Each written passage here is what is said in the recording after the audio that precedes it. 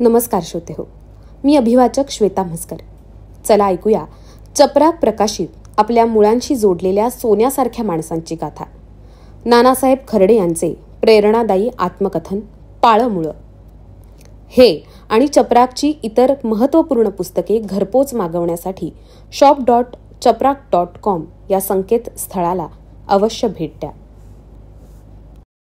आजीचं माहेर शेजारचंच चंदनापुरी गावातलं राहाणे परिवारातलं होतं. विधवापण आल्यानंतर तिच्या भावांनी आणि राहाणे कुटुंबानं बहिणीचा सांभाळ केला. त्यांच्या पाठिंब्यावर आजीला कधी भीती वाटली नाही. साहजिकच तिचा माहेराकडे ओढा होता. मनात येईल तेव्हा ती लीलाबाईला पाठकुळी बांधून चंदनापुरीला जाऊन येई. दिवसभर तिच्या आईशी हितगुज करी आणि सांच्याला पुन्हा वस्तीवर पोहोचे. चंदनापुरी गावातील मळूबाई अर्थात मुळगंगा देवी पंचक्रोशीची कुलदेवता आहे. आजीची आणि बाईची तिच्यावर अतीव श्रद्धा होती. तशी ती सर्वांचीच आहे. बाई वर्षातले सर्व मंगळवार मळूबाईचा उपवास करी. प्रत्येक संकटात देवीचा धावा करी. उठताना झोपताना तिच्या तोंडात मळूबाईचा घोष असे. गुढीपाडव्याच्या दुसऱ्या दिवशी देवीची 2 दिवस यात्रा भरे. पायीचे हातपाय चालेपर्यंत मळूबाईची यात्रा कधी चुकली नाही. यात्रेच्या दिवशी असणाऱ्या तमाशाला आजी नेहमीच जाई. कधी कधी बाई दादा पण तमाशाला जात. पंचक्रोशीतील स्त्रियांनी बिनदिक्कत तमाशाला जावं अशा प्रकारचं सामाजिक आणि बिनधोक वातावरण केवळ मळूबाईच्या यात्रेतच होतं. मी मोठा झाल्यावर मळूबाई बाईच्या स्वप्नात आल्याची गोष्ट बाईनं मला अनेकदा सांगितली. मळूबाईनं काठापदराची हिरवी नऊवारी साडी नेसली आहे. दोन्ही हातात हिरव्या बांगड्यांचा भरगच्च चुडा भरला आहे. कपाळावर मोठं कुंकू ल्यायली आहे. कर्णफुलं आणि नाकात मोत्याची नथ घालून काळे भोर लांब सडक केस कमरेपर्यंत मोकळे सोडलेले आहेत. गौरकांती असलेल्या मध्यम वयाच्या आणि गुडघ्यापर्यंत पोहोचणाऱ्या दोन्ही गोऱ्यापान हातांनी ती मला झोपेतून उठवत असताना ती मला म्हणत आहे, चहाबाई उठ, माझा प्रसाद घे. त्याचवेळी बाई झोपेतून जागी होते. हे स्वप्न असल्याचं तिला जाणवतं. ती देवीला मनोमन हात जोडते आणि हा शुभशकून असल्याचा रुकार तिला मनोमन वाटून जातो. दाराची कडी उघडून घराच्या बाहेर येते आणि दक्षिणेला तिच्या मंदिराकडे पाहून पुन्हा हात जोडते. यावेळी मोठी पहाट झालेली होती.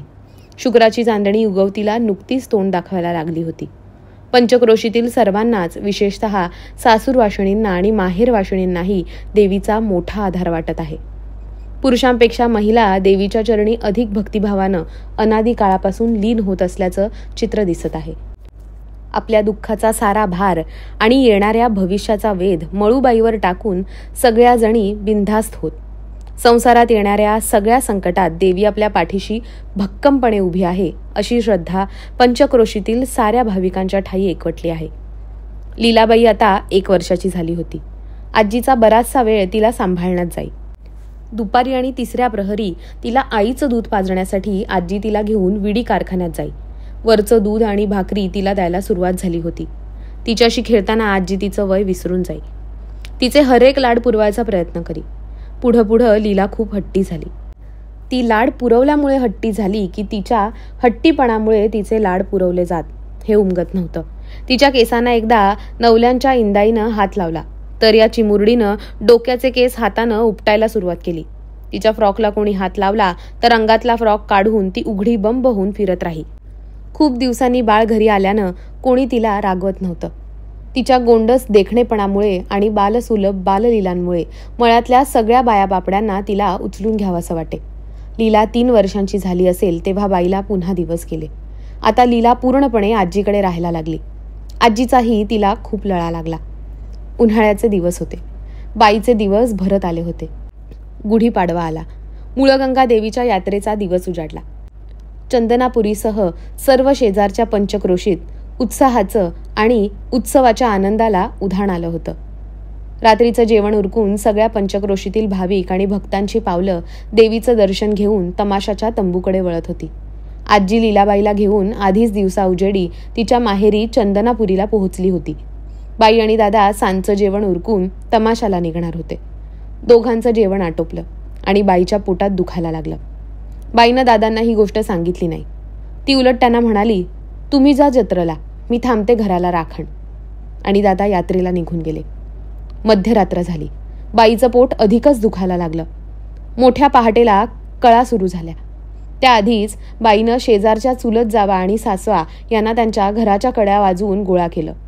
शेजारची रखमाई, चंदाई, मंजुळाई साऱ्या जणी गोळा झाल्या. नवल्यांच्या इंदाईला बोलावणं पाठवलं. या सगळ्यामध्ये ती जास्त अनुभवी आणि पोक्त होती. तिनं आल्या आल्या चूल पेटवली, चहा ठेवला. बाईला कळा कशा घ्यायच्या याचं प्रात्यक्षिक करून दाखवलं. तरीही बाई मोकळी होईना. बराच काळ लोटला. कळा चालूच होत्या. इंदाईलाही दम निघेना. ती घराच्या बाहेर पडली.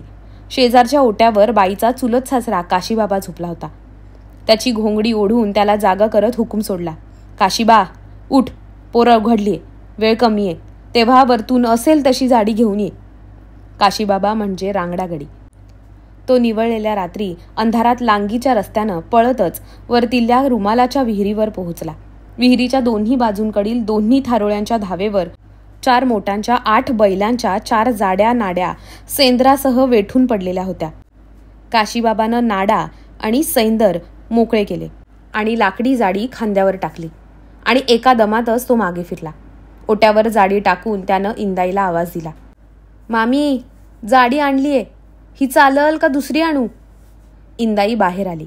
मोटांची लाकडी जाडी बघत डोक्याला हात लावून ती मोठ्याने करवातली. अरे माझ्या देवा, हे का आणलंय? ही जाडी नाही, दगडखाणीतल्या दगडू काळ्याची जाडी, कल्हाई. आता काशीबाबाच्या डोक्यात प्रकाश पडला. गावात कलाबाई काळे नावाची नावाजलेली दाई होती. अंगाखांद्यानं मजबूत बांध्याची कल्हाई गावात जाडी म्हणूनच प्रसिद्ध होती. त्या काळात दवाखान्यात जाऊन बाळणपण करण्याची रीतच नव्हती जणू. सगळी अगदी पहिलट करणींची बाळणपणं सुद्धा गावातल्या हुशार दाईकडूनच व्हायची.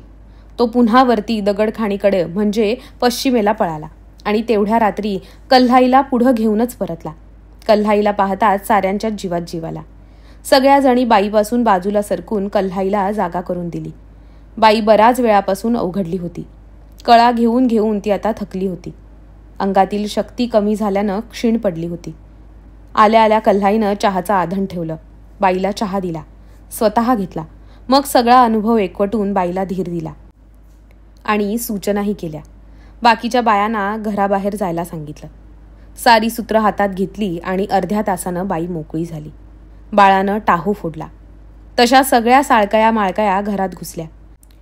कल्हाईनं तो इवलासा मांसाचा गोळा बाळोत्यात लपेटून एका आजीकडे दिला. इकडं कल्हाईची नजर चुकून मुलगा की मुलगी याची खातरजमा केली. तो मुलगा होता. मंजुळाई आनंदाने चित्कारली, रखमा बघ, बैलांना भूस घालायला माझा दीर नाना जन्माला आलाय. सर्वांना आनंद झाला. अर्धवट ग्लानीत असलेल्या बाईने हे ऐकलं आणि तिच्या मुखावर आनंदाचं तेज पसरलं. सगळा क्षीण आणि थकवा दूर पळाला. इंदाईनं पुन्हा काशीबाबाला कामाला लावलं. चंदनापुरीला जाऊन त्याच्या थोरल्या भाऊजाईला म्हणजेच पाराईला निरोप देऊन घरी आणायला सांगितलं. एव्हाना तमाशा मोडत आला होता. एवढ्या बायांच्या गर्दीत पाराई कुठं सापडणार असा काशीबाबाला पडलेला प्रश्न पाराईनंच सोडवला. बायांच्या गर्दीत शिरलेला बाप्या तिचा दीर आहे हे लक्षात आल्या आल्या पुढचा सगळा प्रकार तिनं मनात ओळखला. नातू झाल्याचं काशीबाबांना सांगितल्यावर तर तिच्या अंगात 12 हत्तींचं बळ संचारलं होतं. लीलाबाईला काकोटीला घेऊन ती लांब लांब पावलं टाकत जवळपास पळतच काशीबाबाच्या आधी घरी पोचली. तोपर्यंत मळ्यातल्या बायांनी बाळाला आणि बाळंतिणीला कडक गरम पाण्यानं अंघोळ घालून निजवलं होतं. सकाळ अजून झाली नव्हती. तांबडं फुटलं होतं. पक्ष्यांची किलबिल ऐकायला येत होती. सृष्टीलाही आनंदाचं भरतं आलं होतं. पूर्वेला सूर्यनारायणाच्या आधी त्याच्या अश्वांचा आणि रथाचा सारथी अरुण डोकं वर काढत होता. उगवतीच्या भाळावर लाल तांबडा मळवट भरला जात होता. चैत्र पालवीची उंच शिखा सोनेरी रंगात न्हावून निघाली होती. सारा आसमंत चैतन्यानं उजळून गेला होता. मोठं प्रसन्न वातावरण तयार झालं होतं. निर्मितीचा राजा ऋतुराज वसंतानं त्याच्या ठेवणीतील सर्व रंग उदार हस्ते उधळायला सुरुवात केली होती. झुंजूमुंजू झाल्यापासून लख्ख उजाडेपर्यंतचा समय झपाट्यानं पुढं पुढं जात होता. पाराई आल्या आल्या सुनेचे हाल विचारण्याआधीच बाळाचं मुख न्याहाळायला लागली. नेत्रांच्या दोन्ही कडांतून आसवं फितूर झाली होती. तिच्या भावनांना शब्द गवसत नव्हते. पदरानं डोळे पुसले दाराच्या बाहेर आली. दक्षिणेला मळूबाईकडं तोंड करून तोंडातल्या तोंडात काहीतरी पुटपुटली. घरात सारा पसारा झाला होता. पण आता तिचं मन थाऱ्यावर नव्हतं. सागरातल्या पाण्यात पावसाच्या पाण्याचा वर्षाव झाला होता. घरातल्या आनंदाच्या घड्यात पुन्हा आनंदाच्या घागरी रित्या होत होत्या. आनंदाचे डोही आनंदाचे तरंग लहरत होते. आपल्या भ्रतारानं त्याचं उरलेलं आणि अर्धवट जगलेलं आयुष्य पुन्हा उपभोगण्यासाठी माझ्या लेकाच्या पोटी जन्म घेतला, अशी धारणा आजीनं करून घेतली. सुनेला आणि नातवाला कुठं कुठं ठेवू असं तिला झालं. आपल्या स्वच्छ धुतलेल्या वळणीवरच्या बांड्याच्या लुगड्याचे 3 तुकडे करून त्याचे बाळोते बनवले. सुनेचे कान आणि डोकं वारा जाऊ नये म्हणून घट्ट बांधलं. बाई बेहोशीत असली तरी खुश होती. पुत्रप्राप्तीचं सुख तिच्या चेहऱ्यावर विलसत होतं. तिच्या देवीनं तिचं गाऱ्हाणं ऐकलं होतं. तिची श्रद्धा जिंकली होती. पुत्ररत्नाच्या रूपानं बाईला देवीच्या यात्रेच्या दिवशी प्रसाद मिळाल्याची भावना प्रबळ झाली होती. घर आणि सगळ्या मळ्यातील वस्ती आनंदानं न्हावून निघाली. मळ्यातल्या 7ही घरातील सवाष्णींनी बाळाची 5वी पूजेपर्यंत पाण्याचे हेल घरातल्या रांजणात टाकले. घरातला रांजण आनंदाच्या जलद्रव्यानं ओसंडून वाहू लागला. सगळ्या आळीला आनंदाचं भरतं आलं. दाईच्या दोन्ही हातांमध्ये 1-1 डझन चुडा भरून विटाळ काढला. बाळाला हाताळलेल्या सगळ्या आज्यांचाही विटाळ 5वीला काढला. 5वी पूजली. सरत्या रात्री 6वी बाळाचं नशीब त्याच्या कपाळावर आपल्या अबोध आणि अनाकलनीय लिपीत लिहून अंतर्धान पावली. रात्रीच्या पहिल्या प्रहरात सुरू झालेल्या हरिनामाचा बाळकृष्णाचा गजर भजनांनी कोंबडा आरवल्यावर भैरवीच्या समाप्तीबरोबर थांबवला. दिसामासी बाळ वाढू लागलं. लीलाबाई बाळंतिणीच्या बाजेपासून हटेच ना. आजीनं सुनेची जास्तच काळजी घ्यायला सुरुवात केली. लेकीची उणीव तिनं सुनेवर प्रेम करून भरून काढली. नात आणि नातू तिचे भाग्यदेयी बनले. तिच्या माहेराच्या वाऱ्या कमी झाल्या. घरचं काम उरकायला तिला दिवस कमी पडू लागला. दादाही खुश होते. दिवसा सूर्याचे आणि रात्री चंद्रप्रकाशाचे कवडसे पडणाऱ्या फाटक्या घरात आनंद काठोकाठ भरून गेला. विधवा झाल्यानंतर आनंदाचं उधाण आलेलं आयुष्य आजीनं पहिल्यांदाच अनुभवलं. बाप नसलेल्या मुलाला वाढवताना अंतरीचा हा अंकुर कोणी खुडणार तर नाही ना, ही आजीची अंतःकरणातील खोल भीती विरळ व्हायला लागली. एकाला 2 जोडीदार होऊन आता वंश बुडणार नाही असा विश्वास आजीला आला. वावराच्या बांधावर, विहिरीच्या मोटेवर, घराच्या ओट्यावर पाठीशी आधार नसल्यानं दादांना भावकीत माघार घ्यावी लागे. बाहुबळ कमी असल्यानं हीनदीन होऊन घरात आईच्या पदराआड दडावं लागे. प्रचंड कुचंबणा होई. बाह्य जगातील अपमानापेक्षा अंतरीची हतबलता जीवाला कासावीस करी. काहीही झालं तरी नशिबाला कुणब्याचं जिणं आलं होतं. जगण्याची लढाई लढताना वेळप्रसंगी दुसऱ्याचं अस्तित्व नाकारण्याची मानसिकता साऱ्या समाजात तयार झाली होती. अशा संघर्षाच्या पार्श्वभूमीवर मुलगा झाला याचं मोल दादांच्या लेखी खूप मोठं होतं. या एका घटनेनं दादांचं जगणं बदलून गेलं. परिस्थितीशी सामना करण्यासाठी त्यांना नवी ऊर्जा आणि बळ मिळालं. याआधी त्यांची आई हीच त्यांची पाठराखीण आणि तारणहार होती. आपल्या पिलाला उचलून न्यायला आलेल्या घारीवर, मांजरीवर, कुत्र्यावर आणि यच्चयावत शत्रूंवर तिचा जागता बहारा होता. जगाच्या दृष्टीनं ती हतबल अबला असली तरी वेळप्रसंगी तिनं अनेकदा दुर्गावतार धारण केलेला भावकीनं बघितला होता. तरीही मनाच्या एका कोपऱ्यात दडून बसलेली भीती कधी कधी ओठांवर येई. माहेरी गेल्यावर जन्मदेत्या आईशी बोलताना याची काळजी वाटून आईच्या गळ्यात पडून आजी मन मोकळं करी. नातू झाल्यावर मात्र हे लाचारीचं जीर्ण संपून स्वाभिमानानं जगता येईल अशी आशा बाई, आजी आणि दादांच्या ठाई अंकुरायला लागली. बोल बोल करता 1.25 महिना झाला. बाईनं आता गार पाण्यात हात घालायला सुरुवात केली. बाळाचे लाड सुरूच राहिले, पण बाळंतिणीच्या लाडाला आहुती लागली. आणि एक दिवस दादा बाईला म्हणाले, "लिले, उद्या मापाची पानं कारकुनाकडून घेऊन येतो. परवापासून गावात कारखान्यात जाऊन विडा वळायला हव्या, नाहीतर तंबाखूचं माप बंद होईल.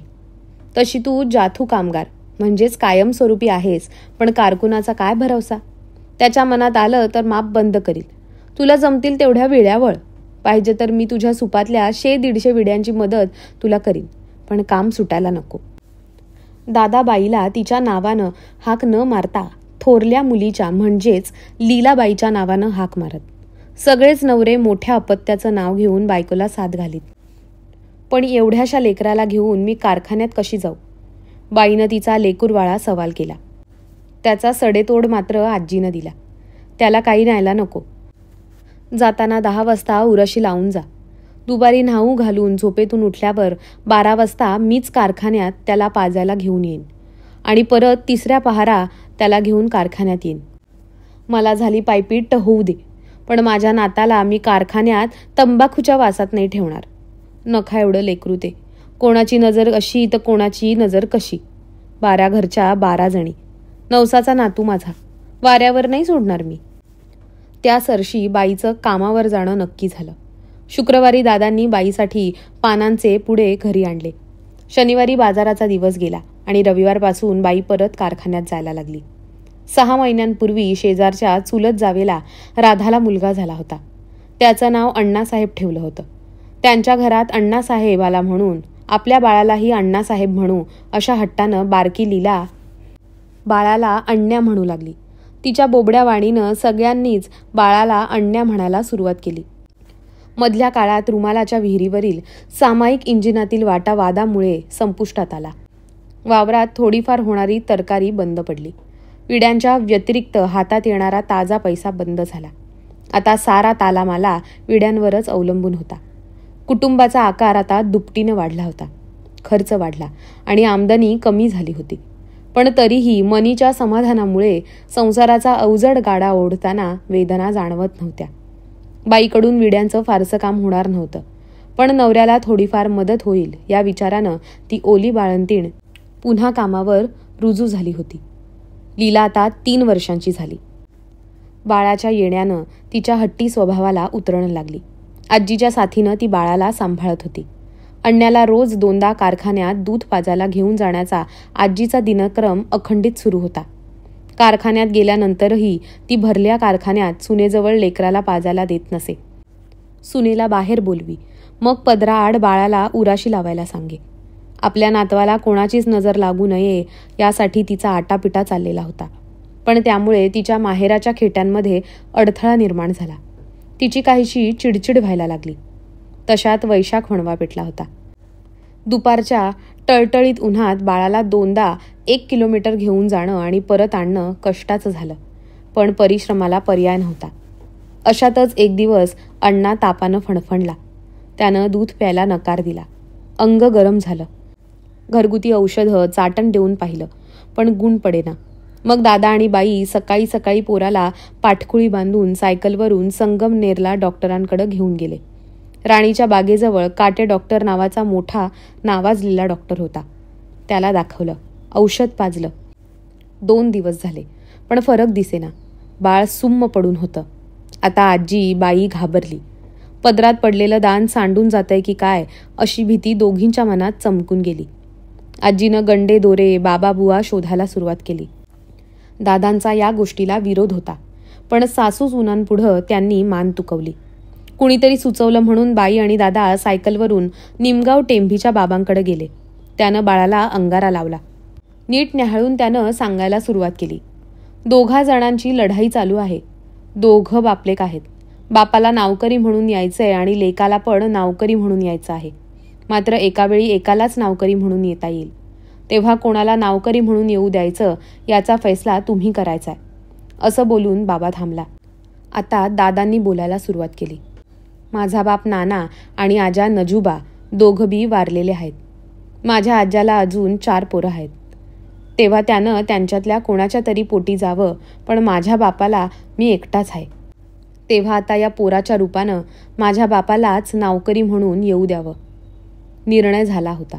बाबानं नानाच्या नावाचा अंगारा बाळाच्या कपाळाला लावला. हाताच्या मनगटावर रंगीत गंडा दोरा बांधला. बाबाची दक्षिणा नारळ दिला. बाईच्या म्हणण्यानुसार बाळानं डोळे उघडले आणि बाळ टिळू बघायला लागलं. माझ्या पणजोबाच्या ऐवजी माझा आजोबा माझ्या बापाच्या पोटी जन्माला आला. अशा प्रकारे मी अण्णासाहेबाचा नानासाहेब झालो. आजी बाई आणि दादा यांचा संसाराचा गाडा सुरळीत चालू होता. दादा आपलं काम मनापासून आणि चोख बजावत होते. विडी कारखान्यात दादांची गणती पहिल्या 4-6 मोठ्या कामगारांमध्ये होती.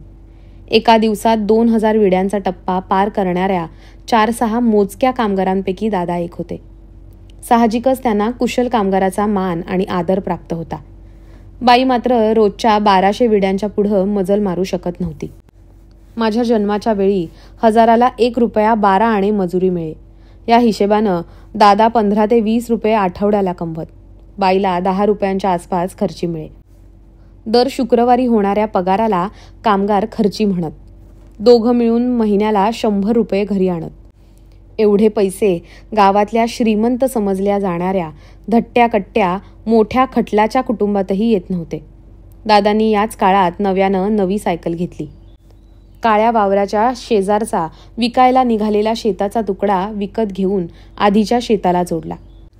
गाठीशी पैसे असल्यानं आणि कष्ट करण्याची जिद्द असल्यानं अतिशय सुखी आणि समाधानाचे दिवस बाई, दादा आणि आजी यांना प्राप्त झाले होते. त्यातच सांसारिक पातळीवर 1 मुलगा आणि 1 मुलगी पदरी पडल्यानं आत्मिकदृष्ट्या सर्वच खुश आणि तृप्त झाले होते. त्रिकोणी कुटुंब पंचकोनी झालं होतं. आजीचा बराचसा वेळ लीला आणि मला सांभाळण्यात जाई. आजीला वेळ मिळावा म्हणून दादांनी घरातल्या शेळ्या विकल्या होत्या. आता आजी पूर्ण वेळ आमच्याकडं लक्ष देत होती. अशातच काही विलक्षण घटना घडत होत्या. आजीला तिच्या माहेराला पूर्वीसारखं जाता येत नव्हतं. मी वर्षाचा झाल्यावर ती मला पाठकुळी बांधून चंदनापुरीला घेऊन जाई. तिनं झोळीसाठी आणि मला पाठकुळी बांधण्यासाठी वेगवेगळे मांजरपाटाचे कपडे विकत घेतले होते. आजीला 3 भाऊ होते. काळाच्या ओघात आजीच्या माहेराचीही आता 3 शकलं झाली होती. एकत्रित असताना धाकटा भाऊ यशवंत आजारी पडला होता. त्याच्या दवाखान्याचा बराचसा भार परत करण्याच्या बोलीवर आजीनं उचलला होता. इतरांच्या परिस्थितीच्या मानानं आजीकडं मुलगा आणि सून यांच्या कमाईतून दर आठवड्याला ताजा पैसा हातात खुळखुळत होता. अकाली विधवापण आल्यानं निर्माण झालेल्या परिस्थितीशी संघर्ष करताना आजीला माहेरच्या आप्तांनी मनापासून मदत केली होती. साहजिकच त्यांच्या अडचणीच्या काळात आजीचा हात मोकळा सुटत होता. पाण्यासारखा पैसा खर्च करूनही यशवंता अकाली गेला. पुढं परिस्थिती अधिक विपरीत होत गेली. आजीच्या एका भावाला दारूचं व्यसन लागलं. दुसरा भाऊ कौटुंबिक गैरसमजातून बोलेनासा झाला. नात्यात दुरावा आला. त्यामुळे तिच्या लेखी आता पाठीमागं एकच भाऊ राहिला. तोही व्यसनी झाला. वेळोवेळी आजीनं त्याला अनेकदा आर्थिक मदत दिली. बाई दादा मेहनतीने कमवत होते. आठवड्याचे सारे पैसे आजीकडे जमा होत होते. व्यावहारिकदृष्ट्या आजी फार चतुर नव्हती. येणारा दिवस ढकलणं एवढंच तिचं इप्सित होतं. भविष्याचा वेध घेणं तिला शक्य नव्हतं. सुरुवातीला दादांनी आजीच्या माहेराशी होणाऱ्या पैशांच्या व्यवहाराला आक्षेप घेतला नाही. पण त्यांनाच आता चणचण भासू लागली. त्यात बाईही त्यांना याची जाणीव आडपडद्यानं का होईना करून द्यायला लागली.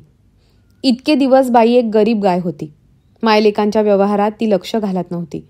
पण लीला आणि मी थोडा मोठा झाल्यावर तिची संसारातली भीड चेपली. तिचा संसार तिला कळायला आणि वळायला लागला. इतके दिवस कधीच काही न बोलणारी बाई दादांशी बरी वेळ पाहून बोलायला लागली. किंबहुना पुढील दिवसांचं भविष्य तिला दिसायला लागलं आणि इथून पुढं सोन्यासारख्या संसारात ठिणगी पडली.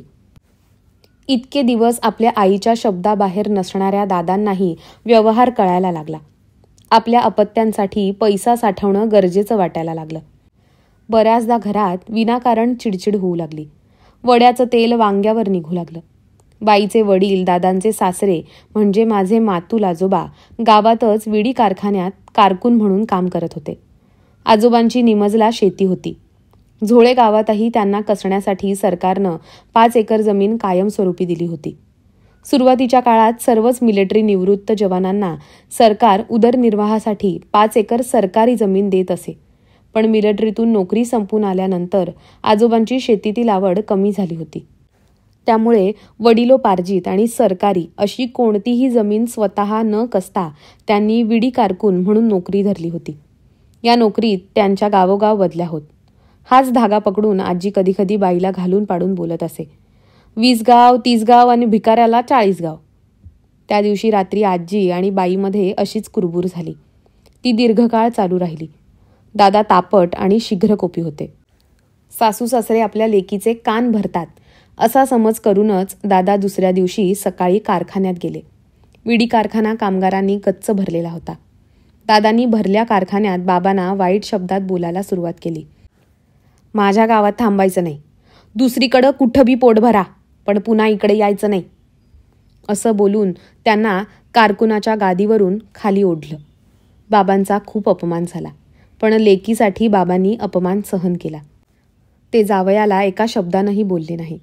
बाई आपल्या बापाचा पाण उतारा सगळ्या महिला कामगारांच्या साक्षीनं पाहत होती, पण प्रतिकार करण्याची ताकद तिच्यात नव्हती. ती स्वतः कमावती असली तरी पुरुषाच्या अन्यायी अत्याचारी वागण्याविरुद्ध उभं राहण्याची मानसिकताच नव्हती. या बाबतीत पूर्वापार चालत आलेल्या भारतीय नारीचाच वसा तिनं घेतला होता. पुरुषांचा आधार घेऊन जीवनकाल पूर्ण करावा.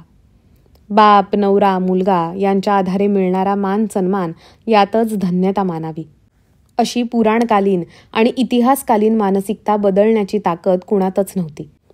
स्त्रीच स्त्रीला समजून घेत नाही, मग ती सासू असू दे अगर सवत. कुटुंबातील पुरुषावर हक्क दाखवून अधिकार मिळवण्यातच त्या धन्यता मानत. समाजातील त्यांचं स्थान बाप, नवरा किंवा मुलगा यांच्या समाजातील स्थानांवर अवलंबून. यासाठी नवऱ्याची पहिली बायको व्हायचं किंवा आवडती बायको व्हायचं, पण पुरुष केंद्रस्थानी ठेवूनच सगळे मनोव्यापार होणार. आपल्या मुलाला नवऱ्याच्या संपत्तीमधील अधिक वाटा, राज्यातील अधिक वाटा मिळवून देण्यासाठी सारी धडपड. हे स्त्रियांचं नशीब. आपण एकमेकांना धीर देऊया, समजून घेऊन जगूया, ही भावना कुठंच दिसत नाही. बाई आणि आजी यांच्यातील द्वंद्वही एक पुरुष आपल्या कह्यात ठेवण्यासाठीचं होतं. जन्म दिलेला आणि संघर्षातून जाणता केलेला मुलगा आपल्या हातातून जाऊ नये म्हणून आजी आणि ज्याच्याबरोबर आपल्याला आयुष्य कंठायचं आहे तो जीवनसाथी नवरा आपल्या हातात राहावा, किंबहुना तो आपल्या कलानं वागावा म्हणून बाई, या दोन स्त्रियांमध्ये कुटुंबात चाललेल्या चढाओढीची ती सुरुवात होती. या चढाओढीत पहिली सरशी आजीची झाली होती, पण यामुळे बाईच्या मनात आजीविषयीची कायमची अढी निर्माण झाली. आता त्या खऱ्या अर्थानं सासू सुना झाल्या. तरीही सर्वांनीच भोगलेल्या परिस्थितीमुळे आणि जगण्याच्या चाललेल्या संघर्षामुळे हेच आपलं प्राक्तन आहे असं समजून दिवस पुढे चालले होते. आमच्या 2 पाखी निम्म्या घरावर जस्ती पत्रे होते. उरलेल्या निम्म्या घरावर थापटी कौलं होती. घराची पुढची दर्शनी भिंत दगडात चुन्यामध्ये बांधली होती. पत्र्याच्या छताखालील भिंतीला पुढचं 2 फळीदार होतं. मागची भिंत मातीच्या भेंड्याच्या विटांमध्ये रचलेली होती. घराच्या उत्तर चांदाईला लागून थोरल्या चुलत आजोबांचं मंगलोरी कौलाचं घर, तर दक्षिण चांदाईला लागून धाकट्या चुलत आजोबांचं घर होतं. दोन्ही शेजारच्या घरांचे आढे आमच्या घरापेक्षा उंच झाल्यानं आमचं घर बैठं दिसत होतं. डावी आणि उजवी बाजू सामायिक झाल्यानं तिथं खिडकी असण्याचा प्रश्नच नव्हता. पण घराच्या मागील आणि पुढील भिंतीलाही खिडकी नव्हती. तरीही घरात उजेड असायचा, कारण थापट्या कौलांच्या सपाटीतून आणि कौलांच्या आणि पत्र्यांच्या जॉईंटमधून उजेड आणि हवा बिनदिक्कत आत येई. त्यामुळे दिवसा सूर्यप्रकाशाचे व रात्री चंद्रप्रकाशाचे कवडसे पडत. भिंतीला खुंट्या मात्र बऱ्याच ठेवलेल्या होत्या. त्यावर कायम नायलॉनच्या पिशव्या टांगलेल्या असत. कधी शेळ्यांचे दोरखंड, रॉकेलचा डबा, पटकुरं, विड्याच्या पानांच्या पुडक्यांची पिशवी असं काहीही लटकवलेलं असे. पत्र्याच्या भागात आढ्याखाली मातीच्या विटांची भिंत घालून आतल्या आत एका आडोशाची खोली केली होती. तिच्यात 3 मोठ्या उंच रांजणांची रांग होती. प्रत्येक रांजणावर 2-2 मोठे मडके ठेवले होते. घरातल्या सगळ्या जिन्सा, वस्तू, किडूक-मिडूक सामान त्यात भरलेलं असे. मौल्यवान वस्तू बहुधा काहीच नसाव्यात. आजीच्या आणि आईच्या गळ्यातील पोतीत असणाऱ्या सोन्याच्या मण्यांच्या व्यतिरिक्त इतर ऐवज किंवा डबोलं घरात असण्याची शक्यता नव्हती. मातीच्या रांजणात बी-बऱ्हाण, डाळी-साळी, कधीकधी कपडेही ठेवलेले असत. वरच्या मडक्यात गूळ, खाण्याचे जिन्नस, तंबाखू आणि खाऊ भरलेला असे.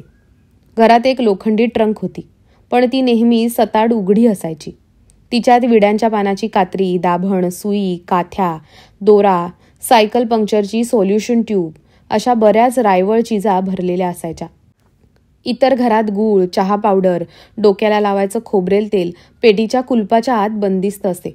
पण आमच्या घरात असं कुलूप बंद काहीच नव्हतं.